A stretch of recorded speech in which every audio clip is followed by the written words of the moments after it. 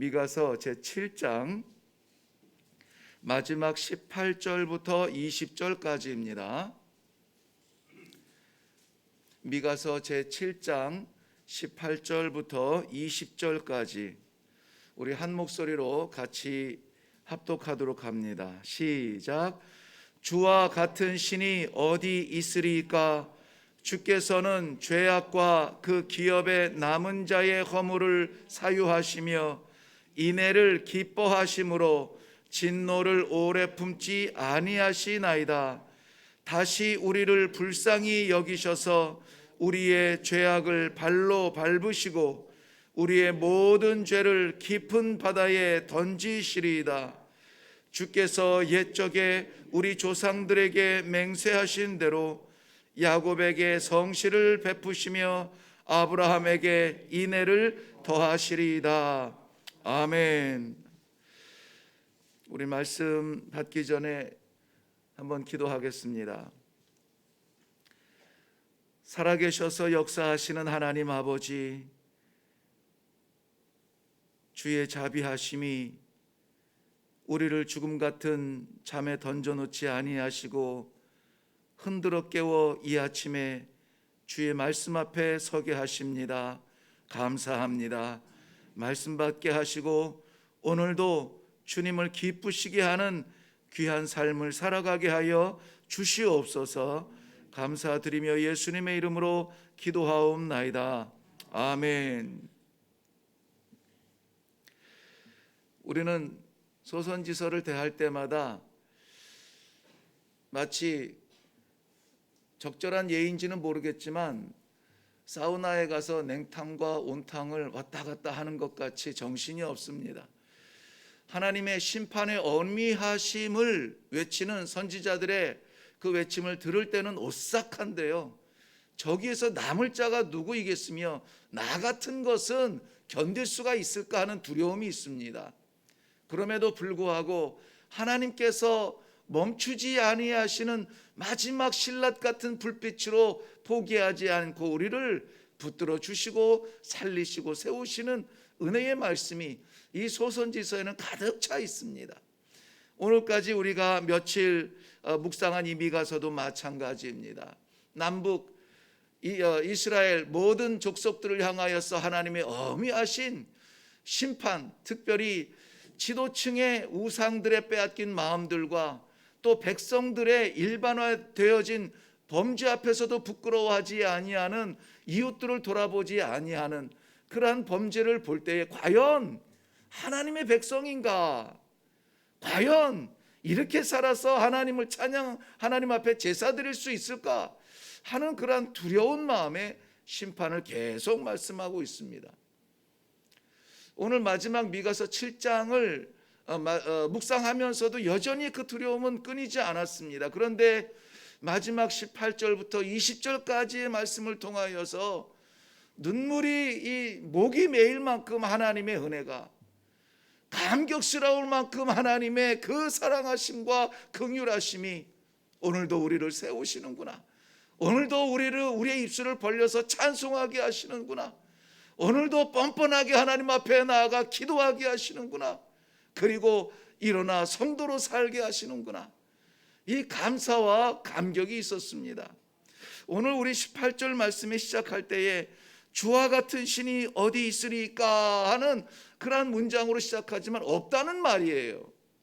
우리 주와 같은 신은 없습니다. 우리에게 정말 그 무한한 사랑으로 오늘도 참으시고 그 무한한 은혜로 우리의 모든 가시 같은 아픔을 다 살피시고 거기에서 우리를 붙잡아 주시며 오늘도 찬송하며 살게 하는 그 사랑의 하나님이, 그러한 신이 없다는 것입니다. 오늘 그래서 저는 말씀의 제목을 두 번 생각할 것도 없이 주와 같은 신은 없습니다, 이렇게 제목을 정했습니다. 다른 내용은 제가 전달이 부족하여서 기억에 남지 않을지 몰라도 오늘 이 성경 말씀에서 우리에게 주시는 대로 주와 같은 신은 없습니다. 이 한마디 말씀은 꼭 가슴에 새기고 오늘 하루를 승리하며 살아가시기를 주님의 이름으로 축원합니다. 우리 7절 말씀 보면요, 오직 나는 여호와를 우러러 보며 나를 구원하시는 하나님을 바라보나니 나의 하나님이 나에게 귀를 기울이시리로다 라고 하는 말씀이 있습니다. 여기서 중요한 말씀이 우러러 본다 하는 말이에요. 우러러 본다는 말은 뭐 존경의 마음으로 이렇게 보통은 looking up, 이렇게 위를 바라다보면서 존경하면서 이렇게 우러러 보는 그런 단어로 쓰이는데, 여기에서 우러러 본다는 말은요 조금 더 적극적으로 뚫어져라고 보는 거예요. 사무엘상 4장에 보면은 13절에 거기에 엘리 제사장이 블레셋과의 전쟁에 나간 두 아들의 소식을 기다리느라고 집에 있지도 못하고 길에 나아가서 의자에 앉아서 소식이 오는 동구밭, 우리말로 하면 동구밭이죠. 동구밭을 바라다 보며 소식을 기다린다 할 때 그 기다리는 말이 오늘 여기에서 우러러 본다라는 말과 똑같아요. 영어 성경에서는 watching이라고 되어 있어요. 뭐 영어 잘 못하는데요, 내가 보고 있어, 조심해, 이렇게 말할 때도 I'm watching you 이렇게 말하거든요. 너 보고 있어 이렇게 하고 있거든요. 뚫어져라고 보고 있는 거예요. 잘못할까 봐 보고 있는 거고. 근데 여기서는 그것이 역전이 돼서 우리가 하나님을 뚫어져라고 보는 겁니다. 그냥 생각날 때 한번 위로 이렇게 쳐다보는 게 아니라 하나님께서 어떻게 말씀하시는지, 하나님께서 어떻게 기뻐하시는지, 하나님께서 어떻게 화내시는지 이것을 뚫어져라 우러러 보는 거예요. 그저 폭넓은 마음으로 존경의 마음, 이 예배드리는 마음으로 보는 것이 아니라 하나님의 생각과 하나님의 뜻과 우리가 인간적 표현으로 말하면은 일거수일투족을 뚫어져라 보면서 어떻게 하면 하나님을 기쁘시게 할까? 어떻게 하면은 하나님이 싫어하시는 일을 벗어날 수 있을까 하는 것에 대하여서 경계하는 그러한 모습입니다. 언제 우리가 하나님을 그렇게 뚫어져라고 봐야 됩니까? 이 미가서 전체의 내용대로 심판 중에 하나님의 심판이 선포되었습니다. 하나님께서 그 백성들을 때리시겠다고 합니다. 도저히 안 되겠다고 합니다. 그럴 때 글렀어 주저앉는 것이 아니라 마지막 순간까지 우리는 어떻게 해야 돼요? 하나님을 바라봐야 돼요. 어렵고 정말 바닥을 칠 것 같은, 끝장난 것 같은 그 순간에 하나님이 왜 나를 버리십니까가 아니라 그 순간에 어떻게 해요? 하나님을 바라봐야 되는 거예요. 그러니 우리 이 신앙 가운데 조금 오염된 게 뭐냐면은 종말에 대한 거예요. 종말에 대한 성도의 자세입니다. 종말이 오면은 뭐가 되고 무슨 일이 일어나고 질병이 일어나고 전쟁이 일어나고 뭐 기후가 어떻게 되고, 그러니까는 어디로 모여서 안전지대에 모여야 된다? 그게 종말을 대하는 태도입니까? 아니에요. 정말 종말과 같은 이러한 세대를 살아간다라고 우리에게 두려움이 생길 때 어떻게 해야 된다고요? 하나님을 우러러 봐야 된다고요. 하나님을 어떻게 봐요? 뚫어지게 봐야 된다고요. 하나님을 보시기를 바랍니다. 그 모습을 이 선지자는 먼저 이렇게 고백하고 있어요. 14절 가면 시험 때에 심판 중에 성도들의 자세를 하나님을 뚫어져라 봐라 하는데 보면서 어떻게 해야 되냐면 14절, 원하건대 주는 주의 지팡이로 주의 백성 곧 갈멜 속 삼림에 홀로 거주하는 주의 기업의 양떼를 먹이시되 그들을 옛날같이 바산과 길르앗에서 먹이시옵소서. 이 평안을 기대하는 기도를 하고 있는 거예요. 이게 바람이잖아요. 그 심판 중에 건진받아서 생명을 유지하는 정도가 아니라 바산과 길르앗에서 먹이셔서, 바산에서 우리 아모스서에서 살펴보았죠. 가축을 기르기에는 아주 초원, 그러니까 좋은 그러한 초원이어서요. 거기에서 이 기르는 양과 소들이 살진 소를 대표하고 있다고 그랬습니다. 그러니까 지금 심판으로 계속 채찍을 찌르는 것 같은데 하나님을 뚫어져라 바라보는 사람에게는 어떤 강심장이 생기냐면은 여기서 멸망할 사람들이 아닙니다. 이 가운데서 하나님 어떻게 해달라고요? 바산의 암소처럼 우리를 보살펴 달라고 기도하는 것입니다. 자, 첫째는 하나님을 뚫어져라 보고, 둘째는 이 가운데에서 우리를 지켜달라고 기도하는 것입니다. 사람의 손에 의지하지 않습니다. 어떻게 빠져나가야 될지 궁리하지 않습니다. 이 방법 저 방법으로 밤을 지새며 고내며 머리 싸매면서 약을 먹으면서 그렇게 살지 않습니다. 하나님을 바라보고 기도하는 사람, 이것이 성도의 자세입니다. 어려움을 안 당할 수는 없습니다.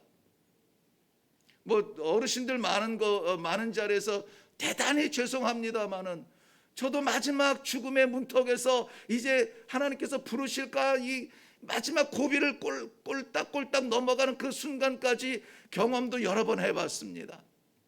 그 경험을 해보니까는 사는 문제가 그렇게 중요하잖아요. 살아서 뭐 하느냐가 중요하지.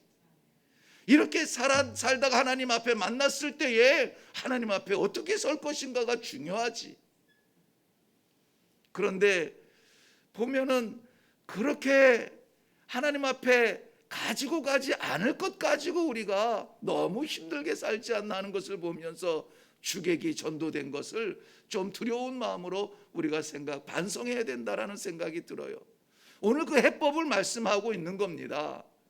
어렵고 정말 세상에서 힘들고 마치 하나님 앞에서 심판당하는 것 같을 때에 어떻게 해요? 하나님을 어떻게 뚫어져라 바라봐. 바라만 봅니까?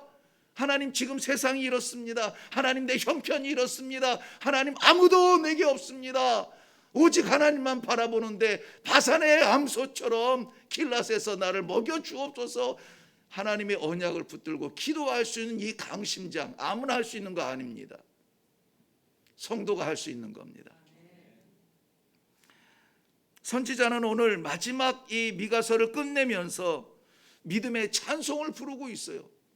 심판을 선포하던 끝에 찬송을 부르고 있습니다. 주와 같은 신이 어디 있나이까? 없다는 것입니다. 이렇게 찬송할 수 있는 그 이유가 어디 있냐면은 거기에서 설명을 이렇게 하고 있습니다. 주께서는 죄악과 그 기업의 남은 자의 허물을 사유하시며 그랬어요. 제가 간절하게 성도들과 이렇게 나누고 싶은 마음이 정말 하나님 집중해야 됩니다. 정말 이럴 때 기도할 수 있는 강심장을 가져야 됩니다. 이것을 서로 확인하는 거예요. 왜 그러냐면은 이게 성도니까요. 여기에서는 남은 자라고 표현했습니다. 사도 바울은 로마서에서 이스라엘 백성들이 바닷가에 모래알같이 많이 있을지라도 남은 자가 구원받는다고 했습니다. 많이 있는 게 중요한 거예요. 많다라고 하는 이 숫자적인 개념은 세상 개념이에요. 하나님 앞에서는 남은 자가 사는 거예요. 남은 자가 중요합니다. 여기 오늘 본문 말씀에도 그렇게 말씀했어요. 남은 자의 허물을 사유해 주신다라고 말씀하고 있습니다. 용서해 주신다, 덮어 주신다라고 말씀하고 있어요. 출애굽기 20장 말씀에 보면은 죄는 3, 4대까지 갚겠지만 하나님의 은혜는 1000대까지 간다고 했습니다. 이 은혜의 하나님을 오늘 붙들고 살아가시기를 바랍니다. 안타깝지만 우리는 잘 잊어버려요. 까먹습니다. 그래서 인류의 역사는 배반의 역사예요. 하나님의 명령을 첫 번째 어긴 것은 첫사람이었습니다. 그 이후로 우리는 습관적으로 하나님의 명령과 약속을 자꾸 잊어버리고 까먹고 배반하고 돌아섭니다. 엉뚱한 것에서 우리의 꿈을 찾으려고 합니다. 에덴 동산에 그들을 덮으시기 위하여서 희생을 통한 가죽옷을 입혔던 것처럼 잊지 마세요. 우리의 허물과 죄는 저절로 없어진 것이 아니라 독생하신 예수 그리스도의 십자가 보혈, 하나님께서 십자가의 피조물의 손에 의해서 가시관 쓰고 손에 못 박혀 피를 철철 흘리고 물과 피를 다 쏟으신 그 물로 씻은 게 뭐냐? 우리 죄, 우리 허물입니다. 이것을 믿는 사람들이 남은 자입니다. 이것을 믿고 남은 자답게 살아가겠다고 오늘 하나님 능력 주세요, 그 길 가겠습니다 기도하는 사람들이 성도들인 것입니다. 율법으로 치자면은 누가 하나님 앞에 설 수 있겠습니까? 그런데 하나님께서는 그 모든 죄를 용서하시는 은혜로 오늘 우리를 불러주시는 것입니다. 성경에서는 그것을 18절 중반에 보면은 남은 자의 허물을 사유하시며 인애를 기뻐하심으로 진노를 오래 품지 아니하시나이다. 인애를 기뻐하신다라고 했습니다. 인애라고 하는 말은 헤세드라는 말인데요, 이것이 비슷하면서도 다른 표현으로 된 것이 19절에 다시 우리를 불쌍히 여기셔서 인애하시며 불쌍히 여기셨다라는 말이 있어요. 인애라는 말은 헤세드라는 말이고, 이것은 자비라는 말, 어제 우리 주일 설교에도 나왔는데요, 자비라는 말과 똑같아요. 긍휼이라고도 우리가 번역을 합니다. 그렇기 때문에 성도는 이 하나님의 인애하심이 없으면 살 수가 없습니다.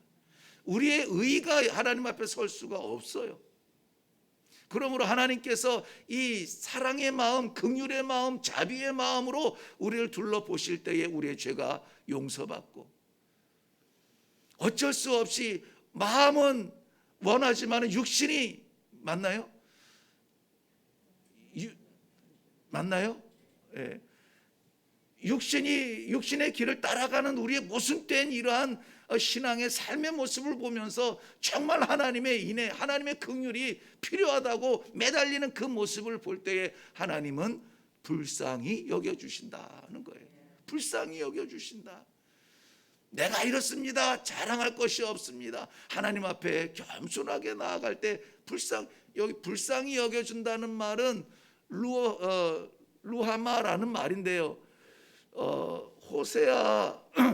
호세아 선지자가 그 장녀인 고멜과 결혼을 해서 아이들을 낳는데 그 이름을 하나님의 메시지처럼 주잖아요. 두 번째 아이 이름이 루하마입니다.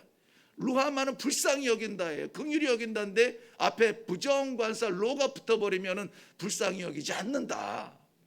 아무리 하나님 백성이라도 회개하지 아니하고 지고집대로 살아가면 불쌍히 여기지 않는다, 그 말이에요. 그런데 오늘 본문은 뭐라고 합니까? 우리의 부족함과 연약함과 성실하지 못한 성도의 삶을 인하여서 심판의 채찍이 들어졌을지라도 루아마, 하나님께서 불쌍히 여겨주시어서 우리의 죄를 사하여 주시고, 오늘 본문 뒤에서 보면은 우리 죄를 발로 짓밟아서 흔적도 없게 하실 뿐만이 아니라 깊은 바다에 던져서 누구도 건지지 못하도록 던져버리시겠다고 했어요. 동이 서에서 먼 것 같이 던져버리시겠다고 했습니다. 이 하나님의 사랑과 은혜가 우리에게 힘이 되지 않습니까? 그러니 우리도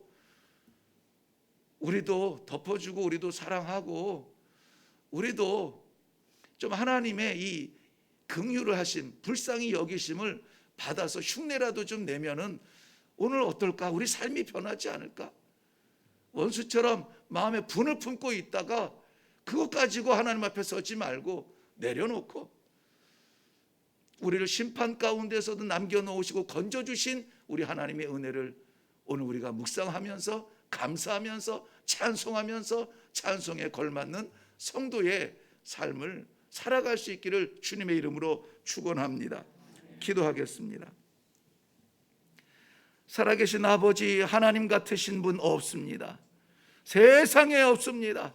오직 하나님만 지금 이 순간도 잊지 아니하시고 나를 말씀 앞에 세우시고 나를 기도의 통로 가운데 놓으시고 하나님과 소통하게 하시며 오늘 하루를 주와 동행하게 하시는 이 엄청난 축복, 하나님, 주의 남겨놓으신 백성들이 이 말씀을 받았습니다.